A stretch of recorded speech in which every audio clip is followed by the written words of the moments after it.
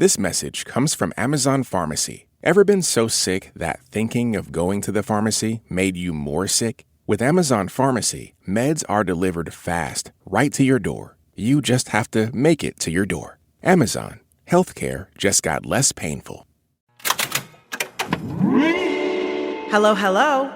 I'm Brittany Luce, and you're listening to It's Been a Minute from NPR, a show about what's going on in culture and why it doesn't happen by accident.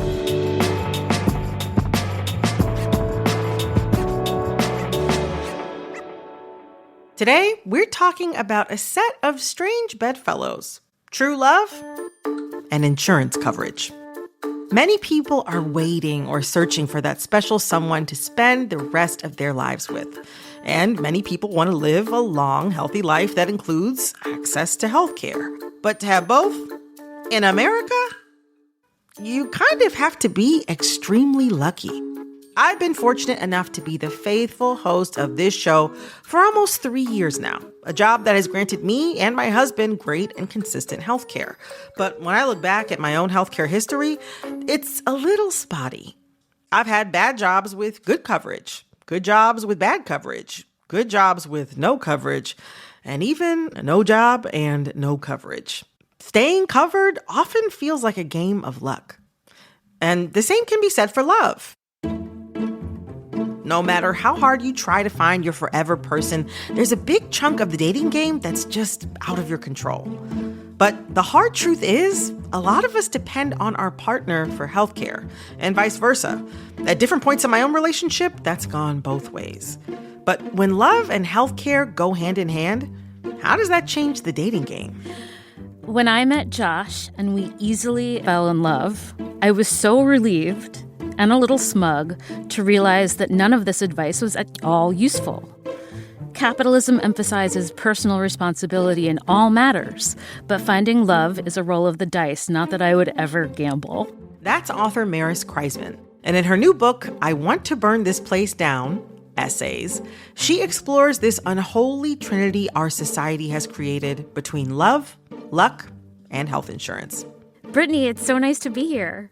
The topic that really struck me the most, and I think a lot of people can relate to, is how you have had to navigate the healthcare system and what that's kind of been like for you. You have this essay called, I Found My Life Partner, and in parentheses, and my health insurance because I got lucky.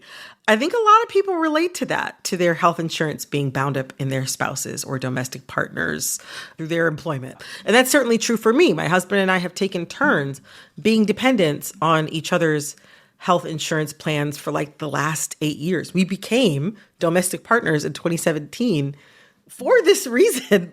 Talk to me about why you wanted to shine a spotlight on the relationship, this throuple, this unholy trinity between luck, love, and health insurance. Yeah. I thought that was such an interesting framing. So the moment I graduated from college, I always knew that I would have a full-time corporate job because that was the only way I was going to guarantee that I would be covered with health insurance. And so what a surprising delight to meet someone who I want to spend the rest of my life with and to feel like, oh, and that also allows me a little bit more freedom in terms of what my profession looks like. And that's how I really first started writing full-time.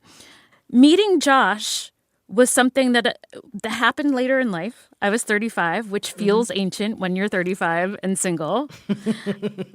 And I read all of the advice books. I got all of the advice from my mom's friends and the women's magazines. And it just turned out that I was lucky. I didn't do anything to change myself. How weird that you can be lucky in love, and then the byproduct of that is be able to live your life every single day without worrying. I'm comfortable with the idea of framing love as something kind of random that you can be lucky in.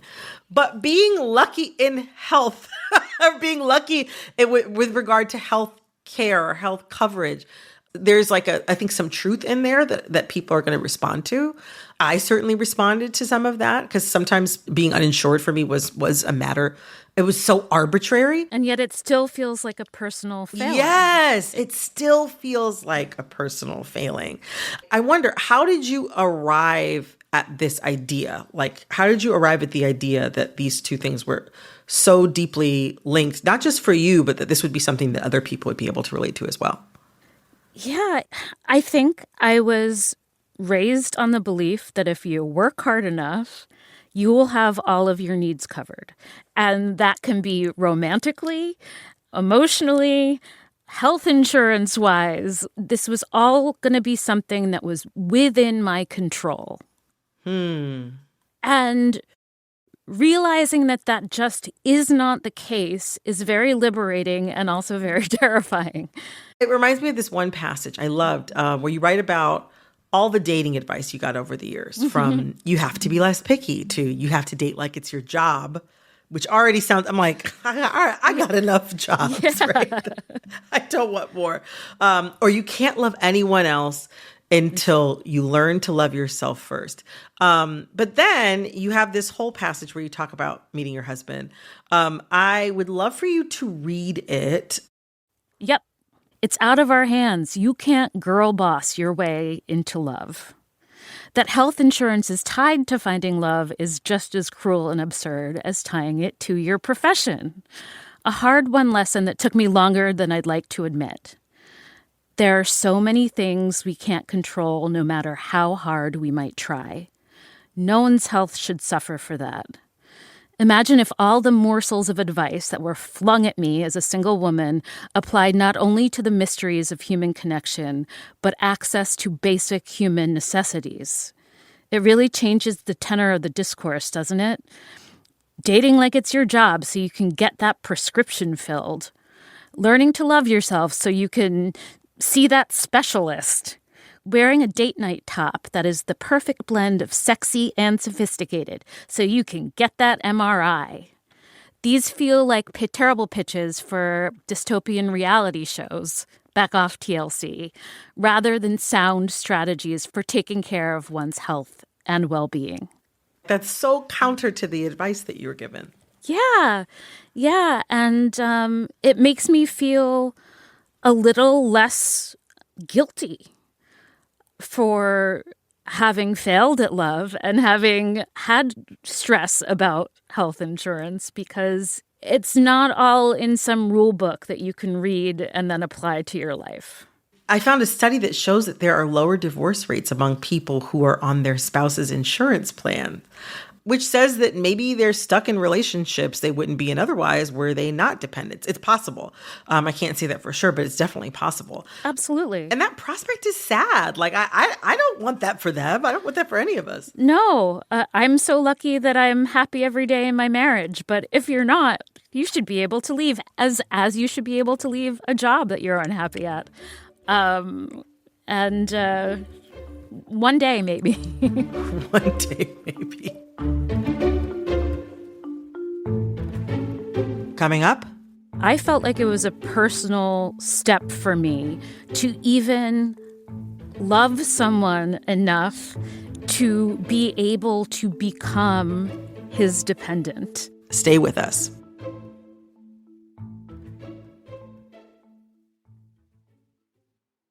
This message comes from Amazon.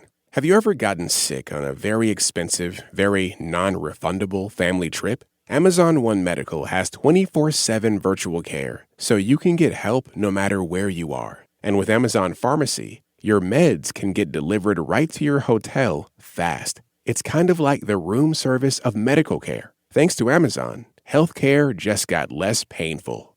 This message comes from Schwab. At Schwab, how you invest is your choice, not theirs. That's why when it comes to managing your wealth, Schwab gives you more choices. You can invest and trade on your own. Plus, get advice and more comprehensive wealth solutions to help meet your unique needs. With award-winning service, low costs, and transparent advice, you can manage your wealth your way at Schwab. Visit schwab.com to learn more. This message comes from MIDI Health, introducing AgeWell, longevity care designed by women for women. Women can feel overlooked by the healthcare industry, especially when it comes to aging. MIDI Health offers personalized services conveniently accessible through telehealth visits and covered by major insurance providers. Your health is worth it. Book your virtual visit today at joinmidi.com. That's joinmidi.com. This message comes from NPR sponsor HP. Easily search through personal files, gain valuable insights, and make smarter, more informed business decisions. Unlock the future of work today with the HP AI PC. With the right tools, work doesn't have to feel like work. To learn more, go to hp.com/AI PC.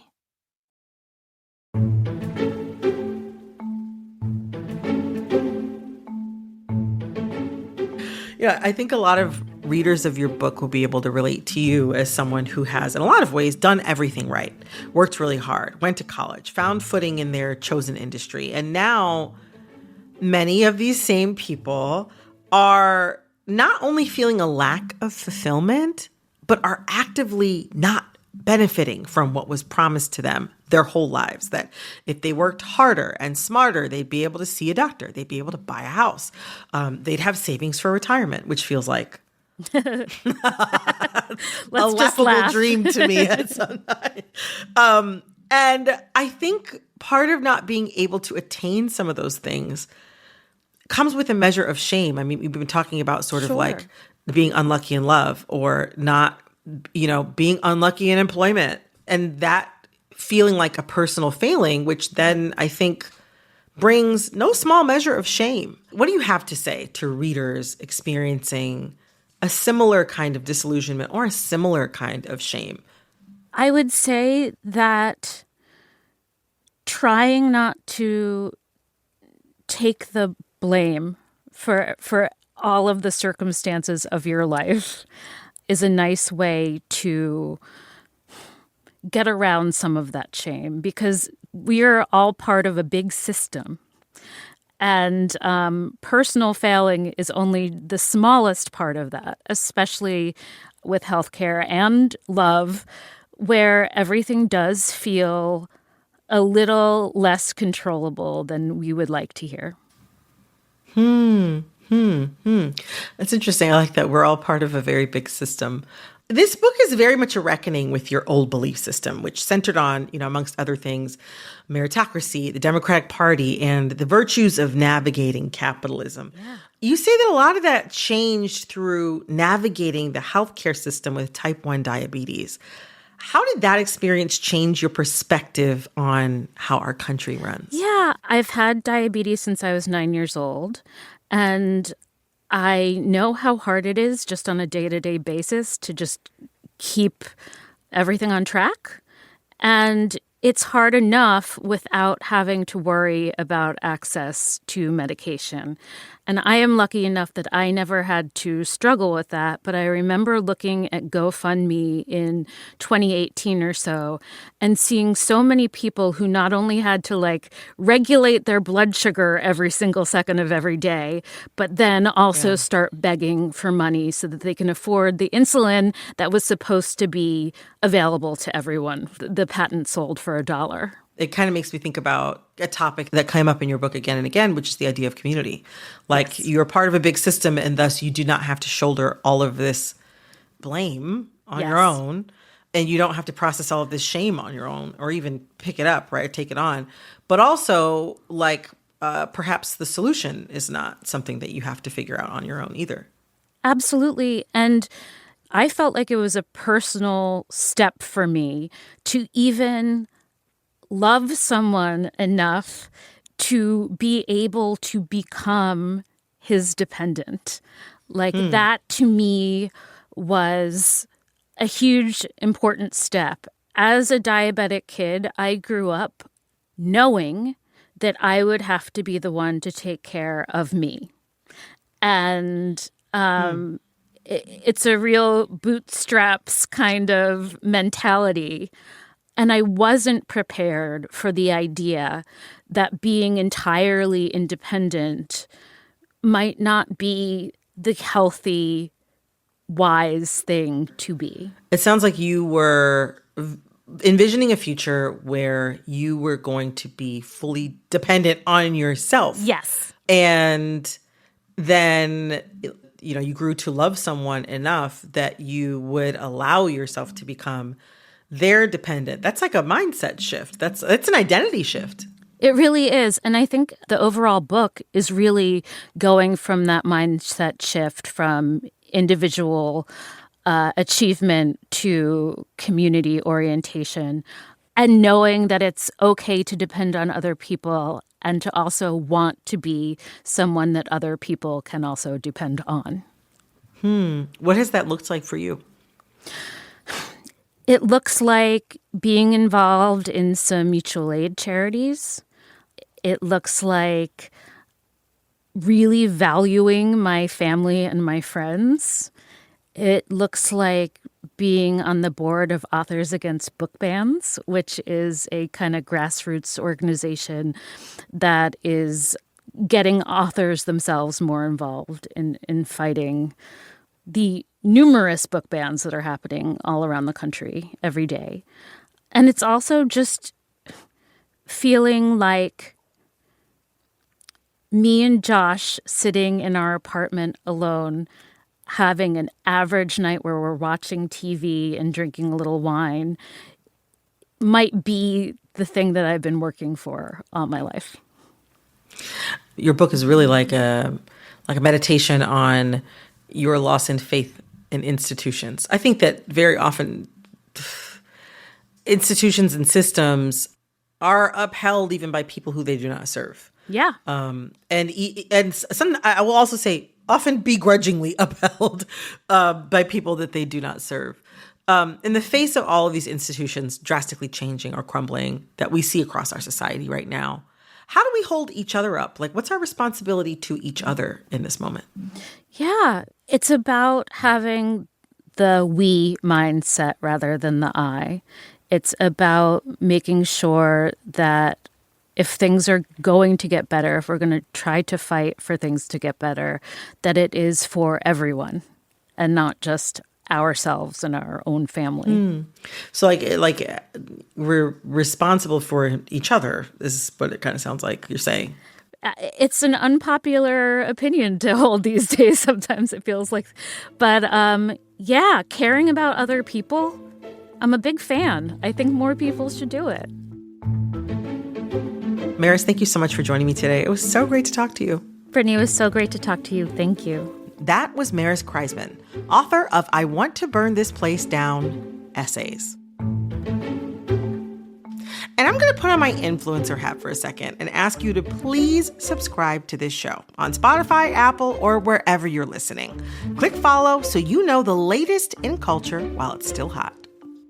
This episode of It's Been a Minute was produced by Corey Antonio Rose.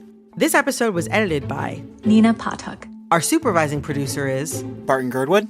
Our executive producer is Verilyn Williams. Our VP of programming is Yolanda Sanguini.